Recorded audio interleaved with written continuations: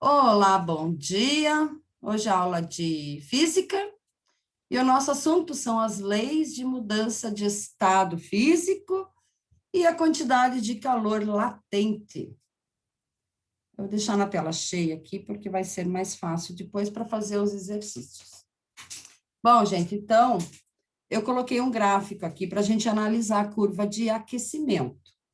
Tá? Isso aqui não é necessariamente o gelo, aliás, alguma substância qualquer.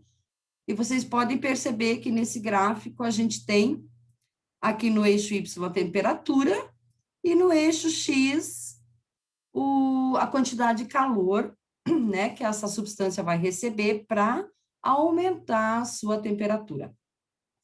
Então é o seguinte, ela está no estado sólido de uma temperatura X até uma temperatura X. Quando chegar a essa temperatura de fusão dessa substância, enquanto toda substância não se transformar em líquido, a temperatura vai permanecer constante.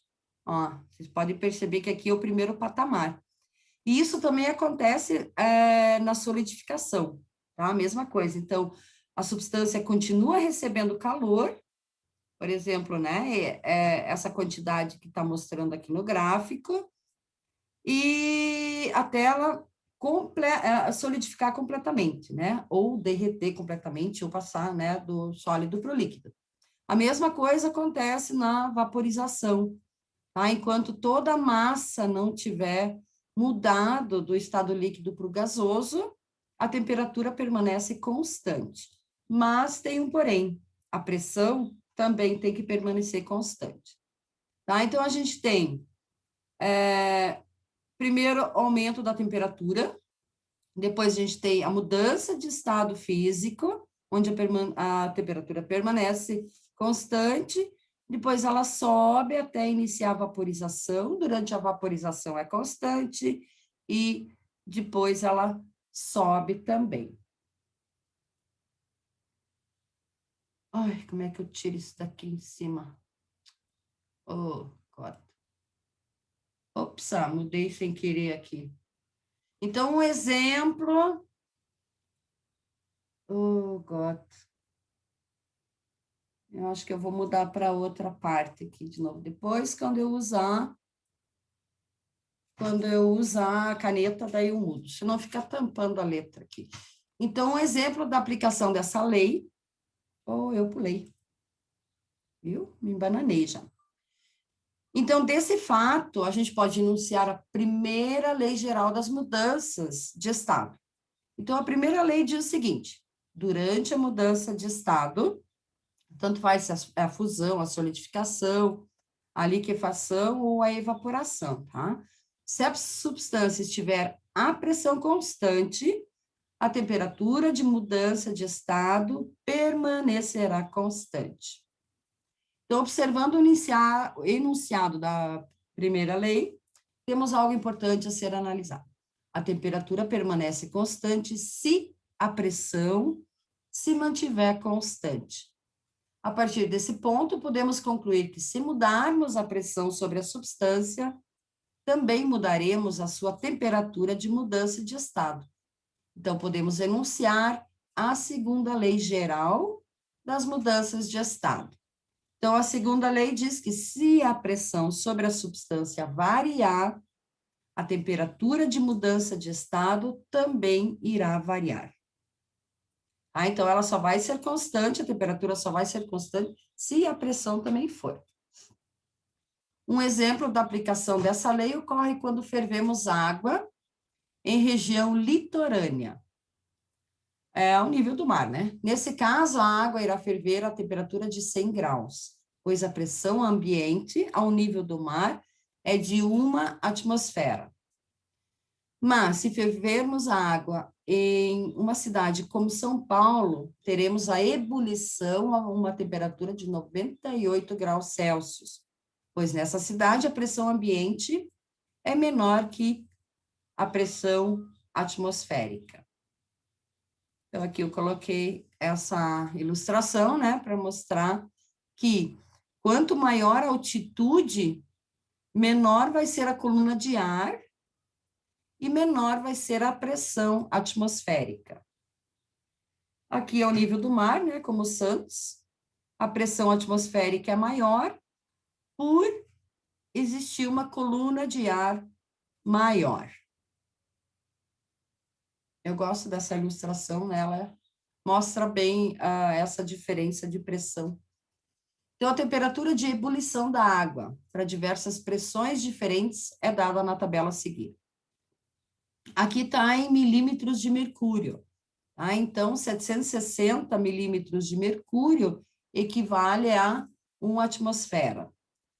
E a temperatura da água entra em ebulição a 100 graus. Então, o que a gente pode perceber aqui é que quanto menor a pressão atmosférica, menor vai ser a temperatura de vaporização ou ebulição.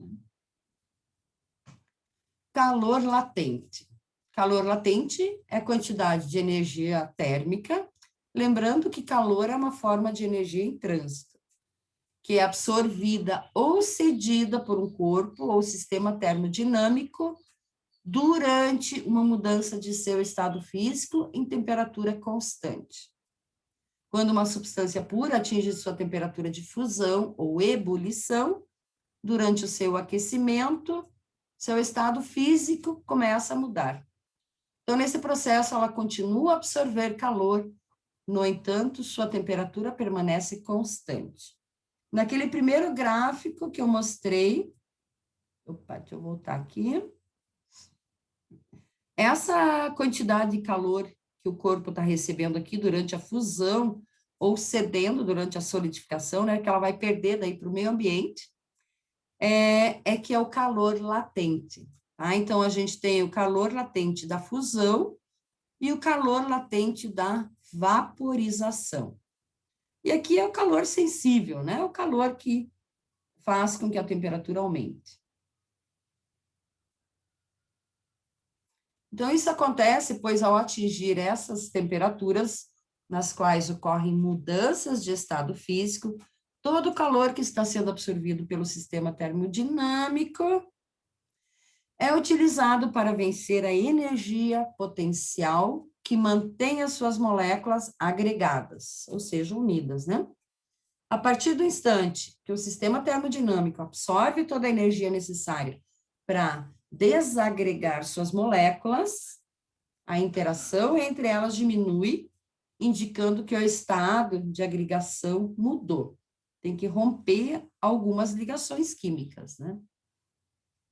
Após a mudança de estado físico, o calor que era absorvido isotermicamente, iso é igual, tá? Com temperatura igual, continua a ser absorvido pelas moléculas, fornecendo-lhes energia cinética. A energia cinética é a energia do movimento, né? Então, quando passa do sólido para o líquido, essas moléculas já têm uma distância maior, de modo que a energia cinética é maior e a temperatura também é maior. Então, esse tipo de calor que aumenta a energia cinética das moléculas é chamada de calor sensível. O calor latente mede a quantidade de calor por unidade de massa, necessária para que ocorra alguma mudança de estado físico do corpo. Por isso, sua unidade medida de acordo com o sistema internacional é o joule por quilograma. No entanto, o uso de outras unidades, como caloria por grama, que é o mais usual, é bastante comum no estudo da calorimetria. Então, a gente está nessa parte da calorimetria, né, que é a medição do calor. Então, aqui novamente temos esse gráfico, né? Aqui a gente já tem alguns dados. Então, a temperatura dessa substância aqui, temperatura de fusão é de 35 graus, tá? E aqui o segundo patamar é a temperatura de vaporização, que é 85 graus. Então, essa substância aqui, ela precisa receber, ó, aqui embaixo tem a quantidade de calor, né, em calorias. 4.000 calorias para mudar o seu estado físico. Aqui a gente não sabe quantas gramas tem, porque ele não forneceu, né? Só para analisar o gráfico mesmo. Então, o calor sensível do corpo, que o corpo recebe, muda sua temperatura. Então, aqui de 15 a 35 graus, né? Quando varia a temperatura, é o calor sensível. E quando a temperatura permanece constante, a gente tem o calor latente. Tá? Então, vamos às fórmulas. A fórmula do calor latente. Então, Q, vocês já sabem que é a quantidade de calor, né? Que pode ser dada em calorias. A quantidade de calor necessária, a mudança de fase quando a substância está no ponto de mudança. O M é a massa da substância, que deve estar em gramas. Se o exercício fornecer, por exemplo, quilogramas, tem que transformar para gramas, ou seja, multiplicar por 1000, né? E o L é o calor latente, né, de mudança de fase da substância. E aqui nós temos a equação fundamental da calorimetria, que a gente chama de Q-macete, tá? O Q é a quantidade de calor sensível, tá? Que é dado em calorias ou em joule, vai depender do exercício.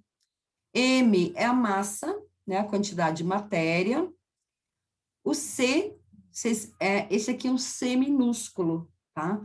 Mais para frente a gente vai ver outro tipo de a capacidade térmica, na verdade, que é representada pela letra C maiúscula, então a gente não pode confundir. E a variação da temperatura. Então, a fórmula do Q-macete. A variação da temperatura sempre é a temperatura final menos a inicial. Nunca o contrário, senão o exercício vai dar erro. Ok? Então, vou voltar aqui nesse gráfico. Então, para vocês calcular, por exemplo, se o exercício está pedindo a quantidade de calor necessária para elevar a temperatura dessa substância de 15 para 35 graus, usa a fórmula do Q-macete. E para calcular a quantidade de calor necessária para mudar a sua fase, usa Q-mole. Tá? A quantidade de calor igual a massa vezes o calor latente. Para cada substância, o calor latente de fusão é diferente do calor latente de evaporação. Bom, vamos ver então o que vem a ser esse calor específico aqui. O calor específico é a quantidade de calor necessária para que cada grama de uma substância sofra uma variação de temperatura correspondente a 1 grau Celsius.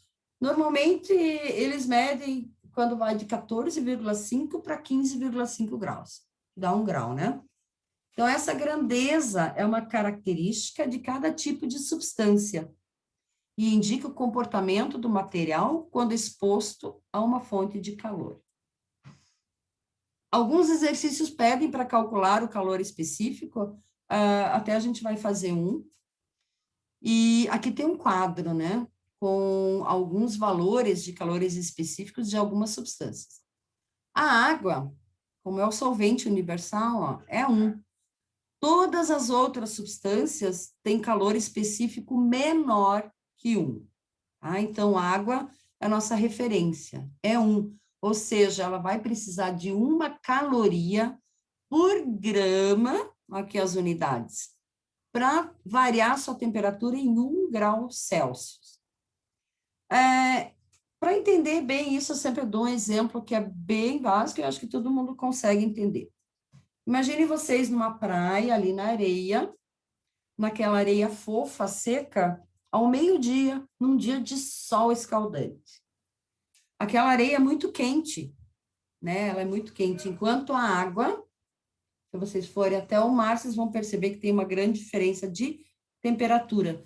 É justamente pelo fato da água necessitar uma quantidade de calor maior para elevar a sua temperatura que tem essa diferença. Já a areia, né, sendo um mineral, ela absorve bem mais rapidamente, então o calor específico é menor. E assim como a água demora para absorver o calor, né, a água do mar, vamos supor, ela também vai demorar mais tempo para ceder esse calor para o ambiente. Quando vocês vão à praia à noite, por exemplo, a água está mais quente do que a areia. Tá? Então, os calores específicos é que interferem nessa diferença de temperatura. A quantidade de calor latente, então, a gente tem dois tipos, né? O calor latente de fusão, que é o calor que é absorvido ou cedido pelos corpos durante o processo de fusão. Do líquido para o sólido e vice-versa, com temperatura constante. E o calor latente de vaporização é aquele que é transferido durante as transformações sólido-líquido ou líquido... Opa, aqui tem um erro. É aquele que é transferido durante as transformações líquido para vapor ou do vapor para o líquido, do estado gasoso para o líquido. Nossa, eu escrevi errado aqui, tá? Mas estou falando que aqui o calor latente de vaporização é do líquido para o gasoso, né? Ou para o vapor, ou vice-versa. A tabela de calor latente. Então, nas condições normais de temperatura e pressão, isso aqui é definido pelo, né, pelas normas, não sei qual instituto que fez aqui, mas o calor, a temperatura é de 25 graus e a pressão de 1 atmosfera, tá? Quando eles falam condições normais de temperatura e pressão. Então, o calor latente da água, cada substância tem um calor latente diferente, tá? Então, para suas diferentes mudanças de estado físico, é mostrado na tabela abaixo. Então, por exemplo, quando eu tiro um gelo da geladeira, tá? Coloca lá em cima da pia, cada grama desse gelo vai necessitar de 80 calorias para derreter, né? Para mudar seu estado físico. E para solidificar a mesma coisa. Aqui tem sinal negativo, porque a substância, né, vai ceder, então, esse calor para a atmosfera. E a vaporização, né, que ocorre a 0 graus Celsius, 540. Então, cada grama de gelo necessita de 540 calorias para passar do líquido para o vapor ou do vapor para o líquido, que é a condensação. Aliás, a temperatura aqui não é a condição normal, temperatura e pressão, a temperatura é 0 graus, não é 25. 25 é ambiente. Quando eles falam no exercício, a temperatura ambiente. Por exemplo, aqui eu tenho um recipiente que armazena 500 gramas de água no estado líquido, sem que haja mudanças na temperatura da água, e repentinamente todo o seu conteúdo é evaporado. Determine a quantidade de calor que foi transferida para o conteúdo desse recipiente. Então, ele forneceu os dados do calor latente de vaporização, que é 540 calorias por grama. Então, aplicando a fórmula do QMOL, né, quantidade de calor igual a massa que multiplica o calor latente, a gente vai obter 270 mil calorias. Ou a gente pode transformar isso em quilocalorias, dividindo por 1000. Um exemplo aqui do ferro, né? Para fundir o ferro, são necessários 64 calorias por grama, tá? Para passar o ferro do estado sólido para o líquido. E aqui nós temos um exercício, então, agora eu vou mudar a tela, só vou... a gente tem uma substância, ele não falou qual, cuja massa é 200 gramas. Inicialmente sólida a temperatura de menos 10 graus Celsius, e ela passa pelas transformações de fase mostradas no gráfico abaixo. Então, a temperatura de fusão é 5 graus, e para que ela chegue a 5 graus, ela necessita de 1.500 calorias. A pergunta é, O calor específico na fase sólida, o calor latente de fusão aqui, porque ele forneceu as calorias, né? E a temperatura de vaporização dessa substância são respectivamente. Então, vou aumentar a tela. Eu vou ter que passar um por um aqui, porque eu ainda não sei mexer nisso direito. Vamos chegar lá no exercício, que é onde eu posso escrever daí. Assim vocês vão memorizando novamente, né? Bom, chegamos. Então, vamos colocar, ó, primeiro, para a gente calcular o calor específico aqui, a gente vai usar a fórmula do Q macete, tá? A equação fundamental da calorimetria. Por quê? Porque aqui tem variação na temperatura. Opa, peraí. Passa mais um. Não. Caneta. Bom, Q, C, variação de temperatura. A gente viu ali que a quantidade de calor, vamos voltar aqui, a quantidade de calor para ir de menos 10 a 5 graus foi 1.500 calorias. Então, 1.500 calorias. Opa, a letra fica horrorosa, né? Mas escrever com o mouse, espero que vocês entendam. A massa, ele forneceu, já está em gramas, então não precisamos transformar, é 200 gramas. O calor específico é o que a gente vai calcular, e a variação de temperatura foi 15 graus, né? Estava menos 10, passou para 15. Bom, gente, fazendo essa conta, a gente vai ter 200 que multiplica 15 dá 6.000, 3.000. Tá? Então, vai ficar 1.500 divididos por 3.000, que dá 0,5. 3.000. Igual a Czinho. Fazendo a divisão, a gente vai obter 0,5 calorias por grama por grau Celsius. Achamos a primeira. A segunda pergunta é o calor latente. Então, ele forneceu aqui a quantidade de calor, 1.500 para 3.500, dá 2.000 calorias. Então, a nossa fórmula é a fórmula do Quimole. Então, ele quer saber o calor latente. A gente vai dividir a quantidade de calor pela massa. A quantidade de calor foi 2.000, dividido pela massa, que é 200. A quantidade de massa, a massa não muda, né? Porque é a mesma substância. Portanto, o calor latente dessa substância é de 10 calorias por grama. Então, para mudar de sólido para líquido, ela necessita cada grama de 10 calorias. E a última pergunta é a temperatura de vaporização. Essa a gente não precisa nem calcular, porque o gráfico aqui, ó, já forneceu. Ó. Ok? E assim a gente finaliza a nossa apresentação. Poxa. Eu tenho que tirar essa caneta primeiro, né? Tô falando que eu me bato com esses programas aqui. Não, vamos descartar tudo.